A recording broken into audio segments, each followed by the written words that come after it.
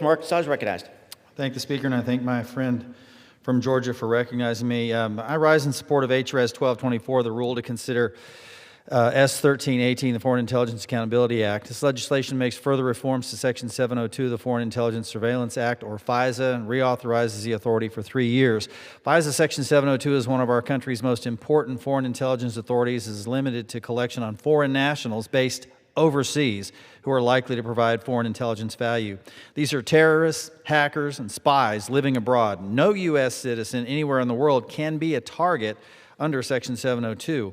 While no U.S. person can be a target of FISA 702, some U.S. person information may incidentally be collected if a foreign target is talking to or about a U.S. person or entity. In 2024, in response to significant FBI abuses of both Section 702 and traditional FISA, Congress passed the Reforming Intelligence and Securing America Act, or RISA, which imposed 56 new requirements and safeguards. Most of the reform measures were directly in response to past abuses by the FBI. Reauthorizing FISA 702 is essential, but the reality is that despite the successful limits and reforms implemented through RISA, there is still major distrust of the FBI.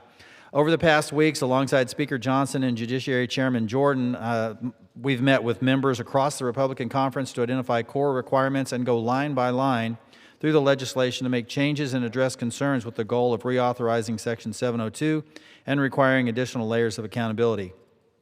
The reality is that no reauthorization effort will likely address everyone's concerns, but this bill makes measurable reforms to strengthen accountability and safeguards while maintaining the criticality of the foreign intelligence tool. Specifically, the new legislation adds the following 6 new provisions. Clarifies that no U.S. person can be a target of 702 collection, and any targeting of U.S. person requires a Title I or Title III warrant. Requires an outside review and authentication of FBI U.S. person queries by the Civil Liberty Protection Office at the Office of the National Director of National Intelligence.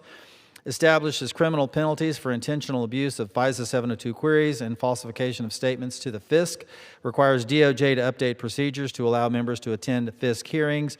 Requires FBI attorney pre-approval of all FBI U.S. person queries, and mandates an independent audit by the Government Accountability Office on 702 targeting procedures.